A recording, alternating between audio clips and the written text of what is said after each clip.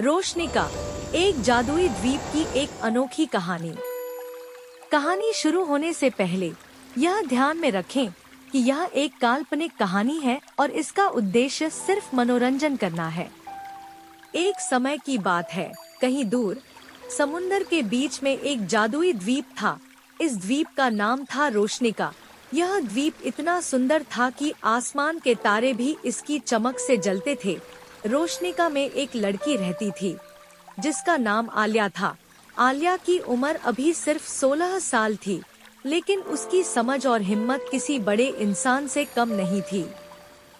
आलिया के बाल सुनहरे और आंखें नीली थी, जैसे द्वीप के आसमान और समुंदर ने मिलके उसे बनाया हो। वह द्वीप की एकमात्र प्राणी थी जो इंसान थी। बाकी सब तो जादुई प्राणी थे, जैसे कि बोलने वाले पेड़, उड़ने वाली मछली और गाने वाले पहाड़। द्वीप पर सब कुछ अनोखा था। यहाँ की मिट्टी में सोना मिलता था और पेड़ों से मीठा पानी बहता था। लेकिन सबसे खास बात थी द्वीप की रोशनी। रोशनिका का हर एक कोने रोशनी से भरपूर था। दिन हो या रात, उजाला हमेशा बना रहता था। लेकिन एक दिन सब कुछ बदल गया। आसमान में काली घटा छा गई और एक अंधेरे का राक्षस तिमिरा नाम का द्वीप पर आया।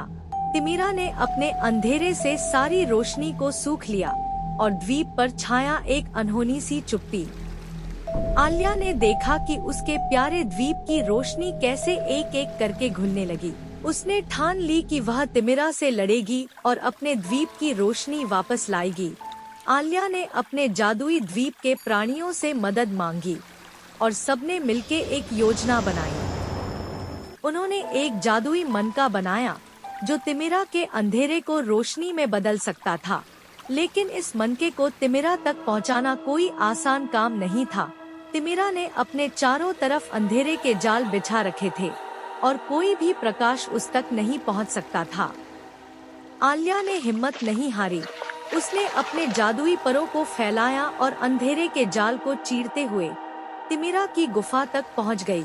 तिमिरा ने जब आलिया को देखा तो वह दहाड़ उठा, लेकिन आलिया ने डर के बिना उसकी आंखों में देखा और जादुई मनका उस पर फेंक दिया।